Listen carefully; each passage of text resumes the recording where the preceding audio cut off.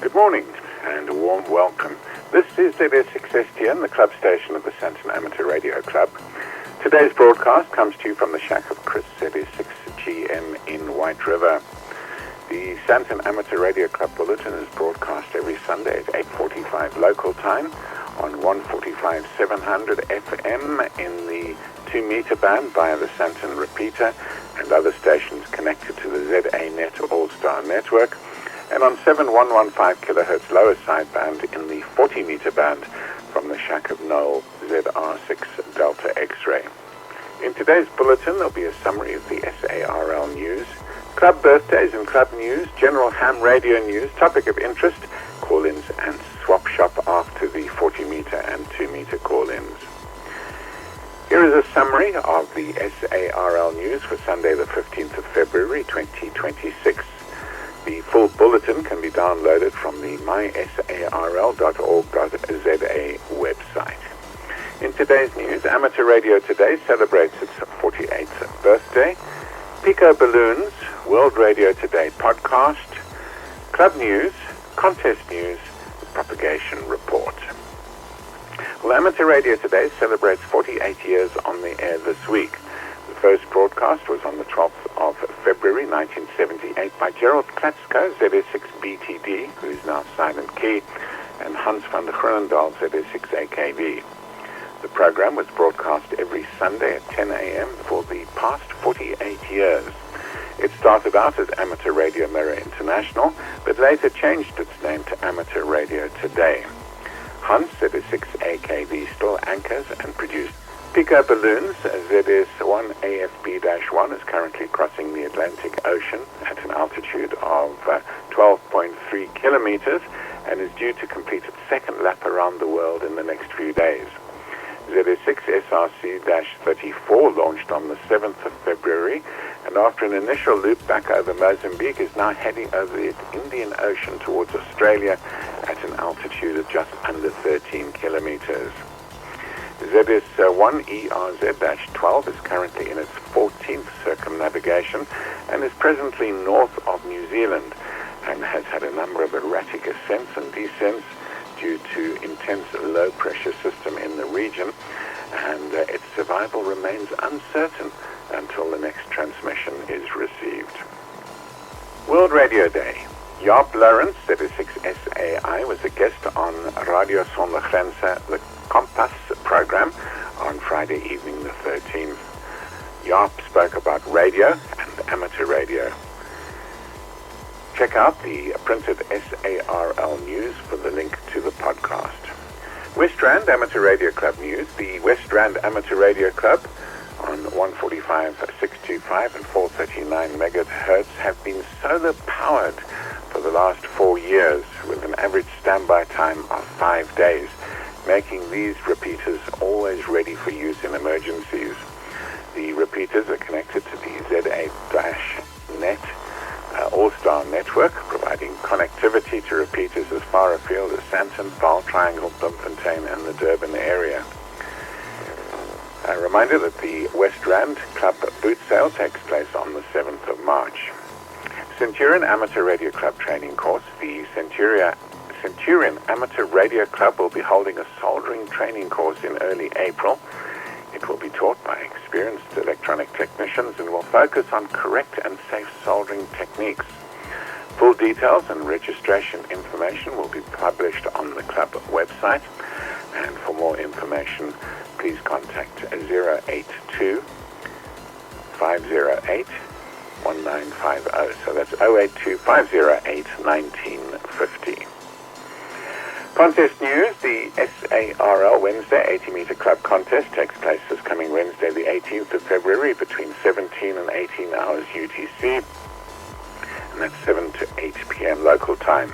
The rules can be found on pages 35 to 36 of the SARL contest manual, and you visit mysarl.org.za. That's mysarl.org.za.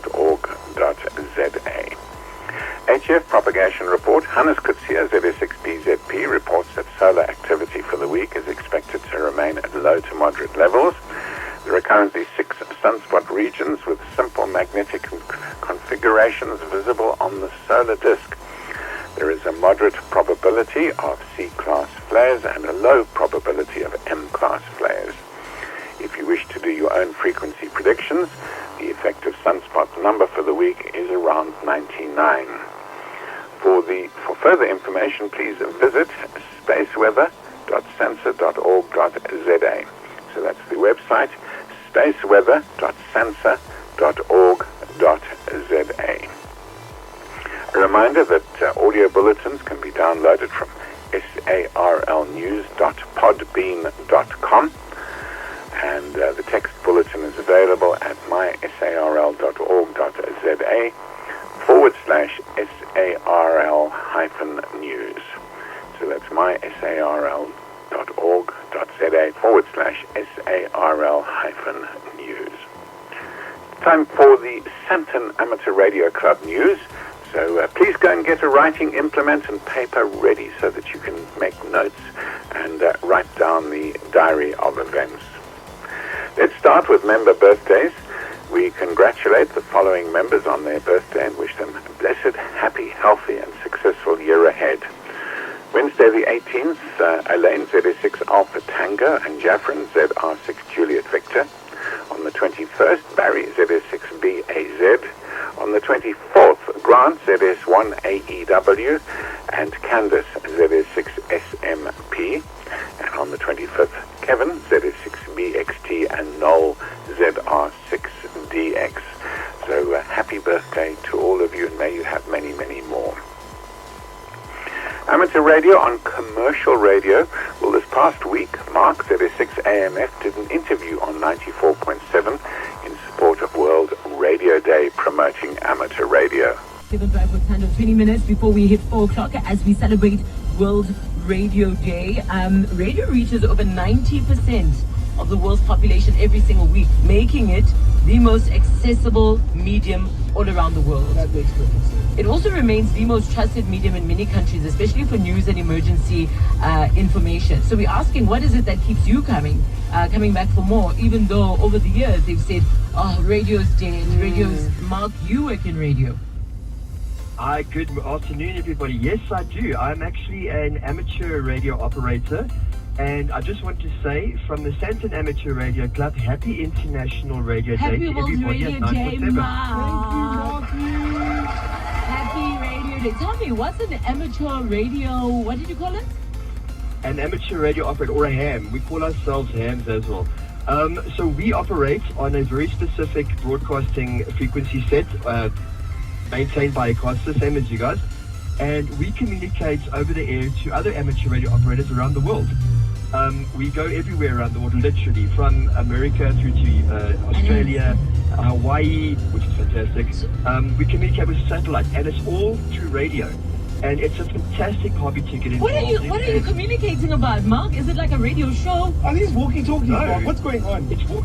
So we call them rigs or radio shacks at home that we've set up.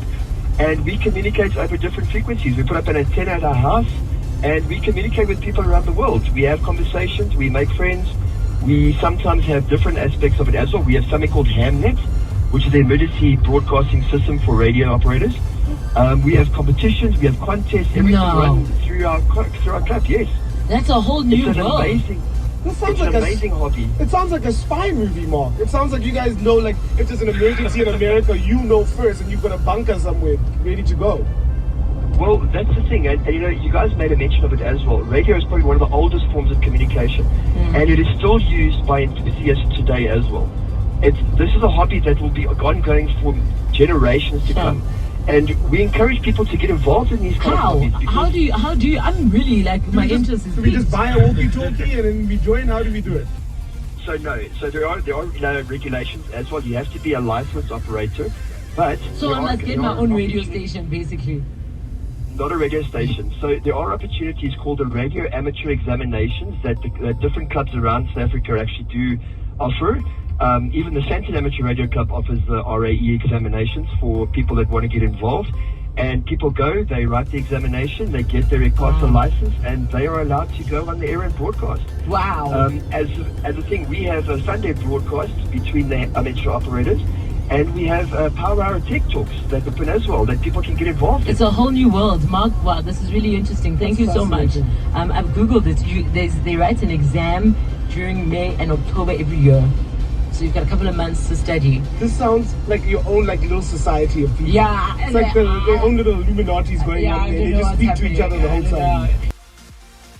Well, there you heard it, our very own Mark on 94.7 talking about amateur radio. And unfortunately, he didn't get a chance to give a little bit more detail. But at least got the word in. So, Mark, thanks for that. And really great stuff. Power Hour Tech Talk. Well, a reminder that the next Power Hour Tech Talk takes place on Wednesday of the last Wednesday of the month at 18:45 CAT. This month it's on the 25th of February, so it's just over a week away. And this month's talk will be presented by Philip, ZS6STN, who will be telling us all about the ins and outs of contesting and contest logging. What's it all about? What are the proper ways to log your contacts and how to submit them? In particular, a discussion will include an N1MM logging program. So if you've never taken part in a contest or really don't really understand what to do, then this Power Hour is for you. Pass the word along to your fellow hams in the chat groups and get involved. It'll be available either on the repeaters in audio format, but also on Zoom. Is it Zoom? Yes, I think it's Zoom. So in the coming months, we have a great number of topics lined up, including DMR, top band logging and contesting, the end-fed half-wave antenna, and lots more. So why not diarize the rest of the year now so you don't miss out? RAE, it's been a fantastic season for growth at the club, and we're proud to announce that the October 2025 exam group was a resounding success, adding 11 new licensed operators to the airwaves. And the 2026 season is in full swing with weekly RAE lectures, and students were given some practical on-air QSO practice. QSO meaning communication, two-way communication. Registration for the May exams opens on the 16th of February, so don't leave it till the last minute. Get your registration in right away. So email rae@sarl.org.za. That's rae.sarl.org.za to do your registration. Well, in the next few weeks, the first round of HF assessments will take place. Please watch the Sandton WhatsApp group, and then if you are not being assessed, do come on air and give our students the opportunity to get some experience and talk to experienced radio amateurs. The success of the Sandton RAE is due to the hard work and dedication of our lecturers and assessors, and our pool of registered HF assessors is currently a bit low, and we're looking for members to get involved in mentoring the next generation. We specifically need assistance on the 21st of February and the 18th of April for HF assessments. And then on the 21st of April, we need a guest lecturer for the regulations module in the RAE. So if you registered as an HF assessor, please drop us a line, rae@zs6stn.org.za. So it's rae@zs6stn.org.za. Contest news, well, the coming Wednesday, the 18th, is the SARL 80-meter club contest. And being a club contest, yes, I emphasize club, it's important that you support your club. Please check the SARL contest manual for rules and logging information, and come on, support your club. There's a bonus for all who participate in 3 or more of the Sandton Club contests, and you'll be eligible for a club t-shirt and cap. You have it, you see, that's something to aim for. Proudly sport the Sandton ZS6STN club t-shirt and cap, but you've got to come and do the contest. A reminder about the National Field Day over the weekend of the 14th and 15th of March. The Field Day team has already started preparing for the Sandton team, who will be at the Machali Sleepy River Caravan Park as usual. So please contact the team if you'd like to join in. And remember that field days are part of a fantastic weekend of activity. If you read the recent Radio ZS or you followed the ZS6STN WhatsApp group, you will see this is one activity you don't want to miss out on. And there's some secret tech that's going to be tried out at this event. But you won't know what it is unless you're there. So do contact the team and arrange to come out to the Machali's Sleepy River Caravan Park. Sandton Amateur Radio Club website. Well, the new website is up and running, and doesn't it look brilliant? Mark, thanks very much to you for your efforts. And we ask club members, please start using the site and provide some feedback. And let the committee know if there are any features you think should be incorporated. Club news, there will be no monthly meeting this month. A recent poll of members showed that Wednesdays are not convenient for most members. The committee's been discussing moving the meetings to another day of the week. And if you have any suggestions, for example, if you think it should be on a Saturday afternoon, then please contact the committee and let them know what you think. And they'll certainly take your thoughts and wishes into consideration. So now I told you to get that writing implement, which could be a pencil or a pen or a stylus if you write on a tablet. And here are the diary dates. Today, February the 15th, is the CQ Worldwide WPXRTTY competition. And it's also the Sastelberg Amateur Radio Club supports the Ride for Sight bike race, which takes place in the Vaal Triangle. Then on the 16th of February, registration for the May RAE opens. 17th of February, partial solar eclipse, so you don't want to miss that if you're into astronomy. 18th of February, the SARL Wednesday 80-meter club competition, and also the tentative start date of Ramadan, but they'll only announce that on Tuesday, I think, if it is in fact going to take place. But support your club competition, and a reminder again, support 3 competitions, you get a t-shirt and a cap. Then on the 21st and 22nd of February, the ARRL DXCW competition. 25th of February, the Sandton Power Hour Tech Talk on Contesting with Philip, ZS6FY, and that's at 18:45. Then on the 27th of February, never heard of this before, International Milk Tart Day. Milk Tart. Then on the 1st of March is the SARL Hamnet Simulated Emergency, and the 14th and 15th of March, the SARL Field Day. ZS6STN will be active from the Machali Sleepy Valley Caravan Park.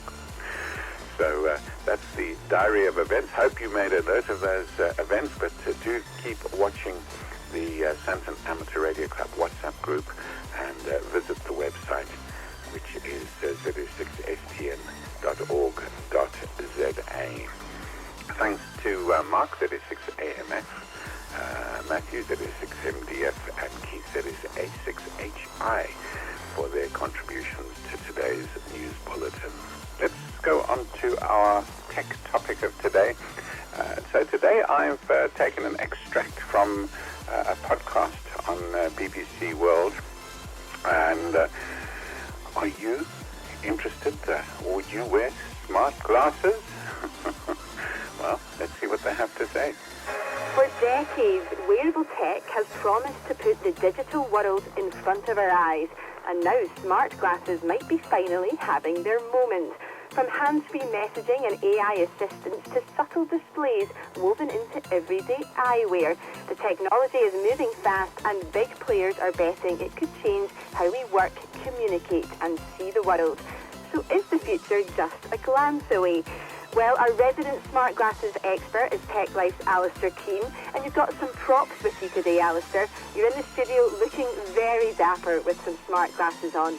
I feel like I should be at the beach right now rather than wearing sunglasses inside, and it's making everything very dark. But what do these glasses do? Well, they look like normal sunglasses, but as you might have heard there, I can ask it questions and it will tell me information. They can take photos and also video, and generally they can be an AI assistant in your life. And comfortable? They are comfortable, they're quite light, which is one of the big challenges with this kind of tech, is that they're going to be too heavy to wear on your face, but actually, no, these are okay.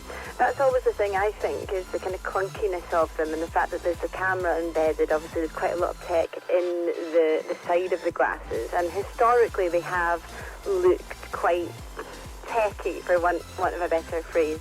I think when people think of smart glasses, they think back maybe 10 years ago or more to when Google announced the Google Glass, which was, let's just say, not very fashionable. What is coming onto the market now in the smart glasses space has definitely come from a point of view of trying to look fashionable and hoping that that will make people adopt them. Now, these are the sunglasses that you've got on, but not all smart glasses protect you from the sun. Some have displays, others don't have any displays at all. There's quite a range out there, isn't there? There's loads, and there are loads of companies now coming onto the market to try and get some customers. So I've got a couple of pairs with me here in the studio. So I have the Ray-Ban Meta sunglasses, but they also come in a clear lens, and we can talk to them, and it's all very audio-based, the response that I get. But I have this other pair with me, which have a display on them, and they don't have any audio. When the smart glasses have displays, it means you might see your emails appear in front of you. As I say, I mentioned the Meta and the Ray-Ban. In most parts of the world, they're still only selling this version with cameras and audio, but they also have the Meta Ray-Ban display glasses coming to the market. At the moment, they're only on sale in the US. There have actually been supply issues, which is going to cause that rollout. But that means you can see things appear in front of you. If you want to take a picture, you can actually see on the right lens what you're taking a picture of to make sure you're getting it in shot. And they've got a very unique way of controlling them. So you wear a band on your wrist, which means you can make movements with your hand, and that controls the glass. And you've had a try, lucky you. I've had a try, yep. And Carolina Arguelles-Navis from Meta talked me through how they work. You're going to take your thumb and your middle finger and double tap. Okay. There we are, the display is just... The display is on. You're on the settings page. How it works is it's called an electromyography technology. These sensors that are on the inside of the band are actually going to pick up the electrical signals in your wrist that controls different gestures. So when you take your thumb and your index finger and you tap, then you're selecting. And we know how to read that signal, and it changes on your glasses. So using those simple actions, so pinching, I was able to move around a display that, as I say, was appearing just in front of my right eye, and I could read my messages. I could do translation, so if you were speaking to me in French right now, it would be translating as you speak into English on my glasses. But one of the coolest features, and I have to say, this is crazy actually to be able to do this, was I could write out just on a table using my finger the letters of the text message I wanted to reply, and through that neuroband that we were describing, it was able to translate that into the text message and ping it off. So there is some very cool technology being packed into some of these smart glasses. And that was instant. Instant, yeah. Amazing. And my handwriting is terrible, and it still managed to understand what I was trying to say. No spelling mistake. No spelling mistake. There is this question of privacy, though, and I think that that's really important that we point out, because it's one of the concerns around this type of technology. People are able to record images and video, and some of the glasses do have little lights on them to make people aware that that's happening, but not all of them. No, and not all smart glasses are designed to take pictures of video. They don't all have that feature. But there is a lot of concern, yes, that people might be filming at inappropriate times, or filming or taking pictures of people who don't realise that's what's going on. It's a question that I put to Alex Himmel, who's the Vice President of Wearables at Meta. One of the big concerns people have with your glasses is the cameras, and are they recording them without people knowing about it? Well, it's really important to us that not just do you like how the glasses look and how you feel wearing them and that you get value out of them, but equally important is that the people around you feel comfortable that you're wearing them, because if they don't, you're just not wearing them. The right side is the privacy LED. When you take a photo, it flashes once. When you take a video, it continuously pulses for the duration of the video. We actually have a light detector on the LED, so when you activate the camera, we detect if light is able to enter that LED, and if it's not, that means someone's trying to cover it, and the camera doesn't work. Okay, so we've spoken quite a bit about Meta's glasses, the ones that you had the demonstration of, and the Ray-Ban sunglasses that you've been wearing. But you also have the Even Realities glasses with you, the G2 model, their latest model.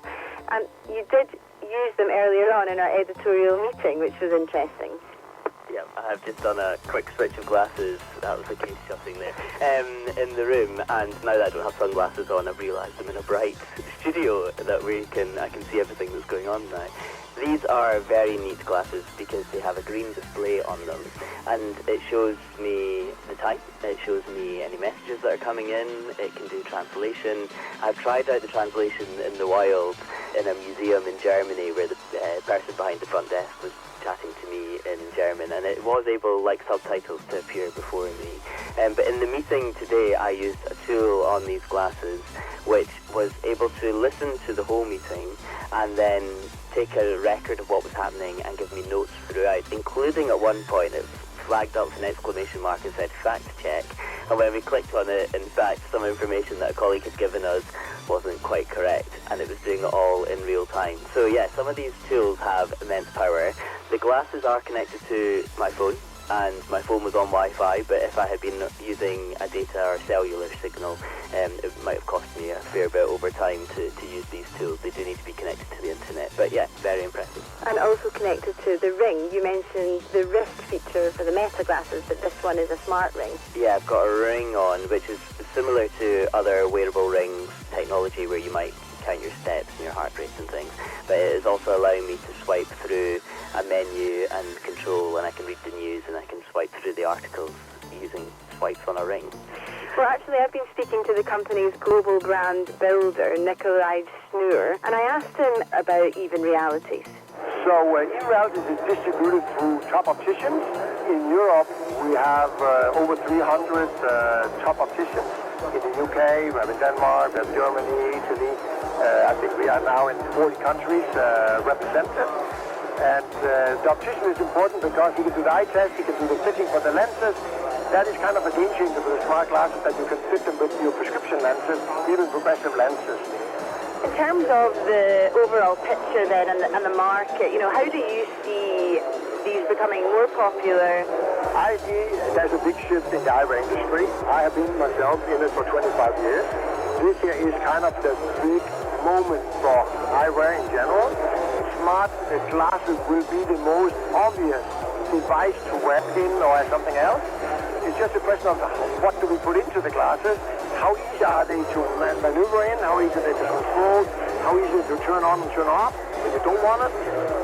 So we see the glasses will be kind of your center point for your connectivity in the future when you're outside of your house. So that was Nikolai Schnur, the Chief Strategy Officer from Even Realities there. Now, tell me then, after all of this discussion and everything that you've seen in smart glasses, you've tried quite a few pairs on now, do you think this tech is going to take off?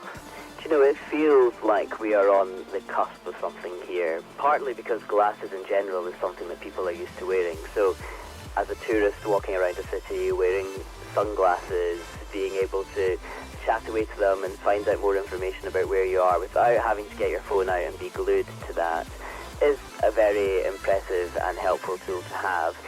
So it does feel like some of this could be about to happen. I think some other big players like Google, maybe even Apple down the line, will also release smart glasses, and that might bring them into a bigger market. To start with, I think it will be slow. I think they offer great accessibility features for people perhaps who are visually impaired, who using the audio-based glasses will be able to experience the world in a different way. They might be an early adopter of them. But yeah, definitely I'm going to be looking out a lot more in the street now for people who have them on. Okay, great. Lovely to chat to you, Alistair Keane, and talk through this tech, and actually have some tech here in the studio as well. It's fun to play with it. Absolutely. Thank you so much. Speak to you soon. Well, thanks to BBC Tech Life podcast. I found that fascinating.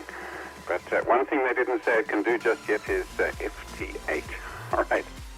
All right, if there's nobody else, I'm going to sign off. This is ZS6STN, operated by ZS6GM, releasing the frequencies for general use.